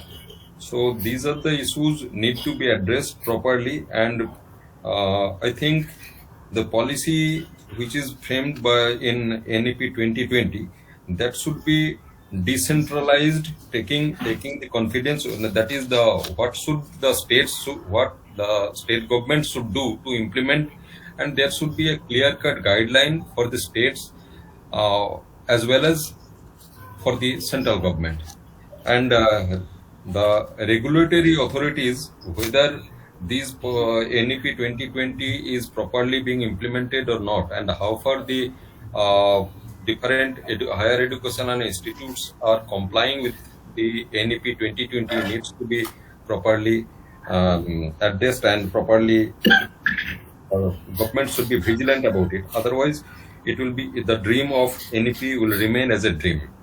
This is my observation, sir. Very correct. Very correct. You are very correct in mentioning this point. One thing I think one should not hesitate to discuss and deliberate, even if the different parties in the states are governing the state. It's a part of the democratic process, it's a part of the parliamentary system, wherein different parties would be governing the different state. Sometimes central state parties would be different. Sometimes some of the states will be having same party as the state, also in the state as the central government. But as a part of democratic process, it is essential that all first it is discussed in the parliament, where all the parties are there, where they're both governing the party executive executive position, that is in government, and others are in opposition. There should be, and that the parliament represents the state. They are representative from the states in the parliament. They belong to a particular state. So you would find that this discussion is essential, and this should also be followed by the discussion separately with the state government. They do discuss. They had some discussion with the secretaries and the ministers of education, but it is not CAB meeting. So that is the platform which it could take place. But the first and foremost platform is the parliament. From there, the acceptance and this should be carried out. That is the first and foremost thing, I believe. Second is that, as you rightly put it, unless a detailed blueprint of implementing, as Dr. Usman and Dr. Gogoi has said, is worked out, it will become a dream. It is a good dream, but dream has to be followed by sub-policies, program of action, and other thing. That would be, otherwise the frustration would be larger, because you have shown a dream, beautiful position, and things are not happening at that. The ground level frustration would take place, which is a dangerous one. So I believe that when the dream has to be implemented, everybody has to be on the same page. There will be variation, there will be diversification, and it has to be there depending on the state situation, depending on the level of development of state, level of resources with the state, how to meet various level within the district, state also, region, within the in the region and the state, and within the state also in district. So this has to be clearly worked out, and that is a necessary condition. realization dream require a lot of groundwork in terms of implementation, scheme, blueprints, action program, resource support, human change in human resources, orientation and requirement. All those are part and parcel of the policy and sub-policy and implementation process that becomes through. Otherwise, I fully agree with you that this will become a dream. Another point is that what are those aspects which could be implemented at individual level, which should be started getting implemented through the institutional development plan. As last time we discussed on the planning, institutional development plan is a process through which you can start implementing the policy. You can design the policy or the dream of your particular institution, the vision of your institution, and then you can work out how much of the policy could be. So certain way out should be worked out at the institutional level for the implementation. Where the largest issues have to be handled at that level, but at the sub policy level or institutional level, some initiatives should be taken up where the implementation process can take place. And I believe there are possibilities in certain areas. Certain areas is that you can say that in neighboring institutions, as in Delhi University, they have started 3 colleges, 4 colleges. They have become a cluster, and cluster within cluster. Some colleges become a kind of a expertise in particular field, domain knowledge. Other colleges, and the mobility of person from one college to another college is possible, and they can be given the choices. But choices will again be limited, and therefore multidisciplinary aspect, the choices aspect will be restricted. So there has to be some method worked out, and one of the ways through which this method could be attempted is the technology. The technology has become very important, and one can take the courses on the online courses, and that online courses could be assessed online, and that could be given a credit, and that credit could be taken as a part of the particular institution. So suppose your college is having excellent area in physics, chemistry, biology, or something area, some college, and some of the students they would like to have music, they would like to have a economic policy aspect of it, or economic subject, physics person may think of it. Then you can say there are online courses available, and that degree and content has been very clearly worked out. Their credit has to be accepted, or experience is also accepted as a credit. That could bring about a change. Technology would enable you to bring about a change, and that accept that structural limitation which has been caused between online and face-to-face education has to go, and therefore maybe 80% of work you do, or 60% of work you do, 40% of work can be done by the online education, and both could blended way it can become a degree multiplicity aspect or flexibility aspect. Another flexibility aspect also comes coming and going, which exit at a time, which may not be true in Indian condition. It will be very rare, because of in the other countries the possibility of getting employment and then coming out is very high. In our country, still that kind of getting employment coming high is not. And then family system institution, our family institutions is very strong. They would like a person to complete the course and program and then go for employment, etc. So that anytime it would be a kind of facilitating force, but it may not be too much in vogue in the so long our economic processes undergo a change where the employment opportunity becomes very big, and so the person said, okay, I will do 1 year of earning and then I come back. So that would become but that opportunity should be available. But in practice it may be little less, but it could in course of time increase it. So technology can be one of the area where some of the aspect would be done, the solve of multidisciplinary and the clustering of colleges voluntarily or within the organization could be there. But I fully believe that autonomy to the colleges with not of so much of restriction should be given, and it happens in many of the countries where there is no affiliating system. So then the quality would undergo change, relevance will come immediately. So there has to be some systematic way of giving in a facilitating manner autonomy, because the system is not oriented toward giving autonomy to the institutions. Let me tell you, which is very difficult process. I have seen in UGC and many other places, this is not possible. So, but this change is needed. Change is needed in larger interest of the society, larger interest of the people or students. So that is the kind of change I will suggest. So some initiative could be taken at institutional level to implement, but the thinking process should start on this, which has not yet started. How do we go about multidisciplinary? How clustering can take place? How resources would be coming for this? So the larger responsibility lies on the. As per the governing structure, we have not yet come out with the.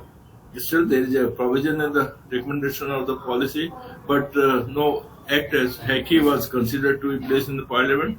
I don't know whether they are placing this time. If it when the governing structure would undergo a change, that means affects governing structure like UGC and say, then we can. Of course, consolidation is also taking place at the apex level. There are 13 councils were there, so they want to have consolidation of 13 councils in one category in one place. So that is the good aspect of it. But how it's good to take place in the structure of governance, that has yet to be seen. Any other question? Thank you, sir, for your elaborate response and the explanation. It is obviously that technology will be much important for implementation of NEP as well as for multidisciplinary approach.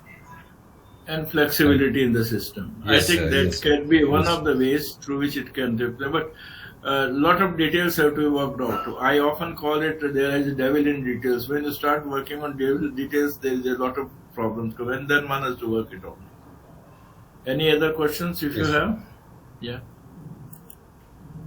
Goga, you still yeah, Dr. Bauri? No, sir, no questions, sir. Okay. I'm listening. Okay, good. This is the best quality among the leaders. You know, one of the days, other day I was talking to the principals and deans of the universities in IPA, and I say as a lecturer you start talking and speaking, but as a principal or head of the department or the institute, you have to have listening abilities, and the listening that makes the change. Another thing, I'm glad that you are following that great skill or great state of listening, which is very rare. Most of us are in the mode of talking. Thank you. Thank you, sir. Thank you so much, sir. Okay. Sir, Go. Yes. I want to share two observations. Yeah. So you have very rightly pointed that the adoption of latest technology could be a solution for the implementation of the new policy, sir. My one observation is that our quality control regulatory organization NAC, National Assessment and Accreditation Council, very rightly could implement 70-30. 70% assessment is done only online, on virtual mode, and only 30% is assessed face to face. And that system is very working well, sir. That is my observation. So, as you are suggesting that technology could be a very important problem solving in implementing the new education policy. So, I want your observation. Number two, sir. Number two is that, sir, as you are also mentioning, from 2014 to 2019, these 6 years, this is a transition period, and it took 6 years to develop a new education policy, and also after adoption of the new education policy, it will take another few years to consolidate for implementation. Consolidation of the implementation, and my observation in this period 2014 to 2022, this is a transition period, and the education system in India became standstill. Standstill in the sense that there is no concrete thing to implement in this period. Particularly, there is no fund. There is no RUSA allocation, no UGC grant, no research grants at this moment, everything is hung up. As you are saying that everything should be discussed in a very open way. That is why it is our observation that this transition period, something alternative should be arranged till the concretization or the implementation is initiated.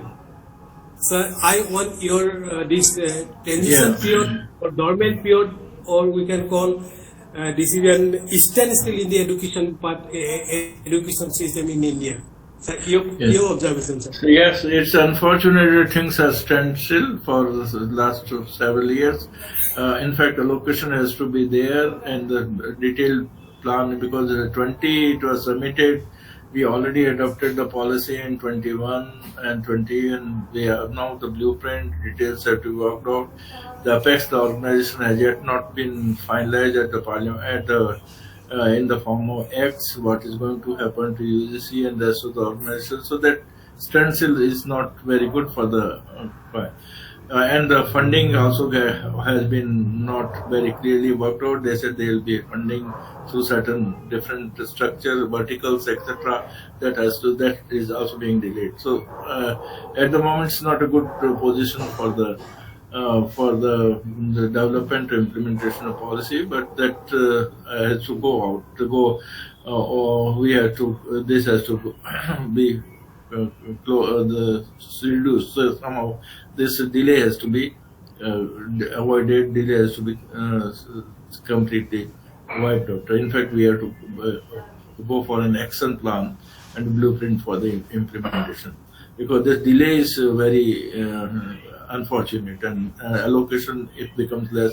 Then we are really, on one side we have big dream, on the other side we have existing system to continue in an effective manner. That could be very dangerous for the society and for the higher education system. That's one area. Technology will definitely help, and technology should be used, but it should be facilitated by two factors. One is that availability of technology. Second is availability of energy, because you find in Northeast, you talk to me about Northeast, availability of network, availability of energy, electricity, and all this become very important point. So it is very essential that supporting system, electricity, energy supply, etc., has to be created. If it is solar systems should be put in place, so that laying down the big tension, the electric wires and high tension wires may not be possible for certain resource concept, etc. But solar system is a modular. It can be put it, and it can be used for the purpose of providing energy, and networking possible should be there in terms of ability to use the technology for this purpose. So these two things should be done, and let's hope for that this standstill system is made to move now, made to move in terms of implementing the things, and that we can only hope to make to move. Any other point, Dr. Usman, or any other Purabi, or yeah? No, sir. No. Any other person? No, sir. Okay. Thank you. Then we close the discussion. This is already 9:10. What I would suggest that if you have any other point to discuss with regard to 19, 20, 21st LDV policy, you can write to me, and any query, etc., we will try to respond to it. So we can close it now. Thank you so much for patient listening. Thank you so much. Thank you, sir. Thank you. Thank you. Good night, sir. Good night. Good night. Good night. Good night.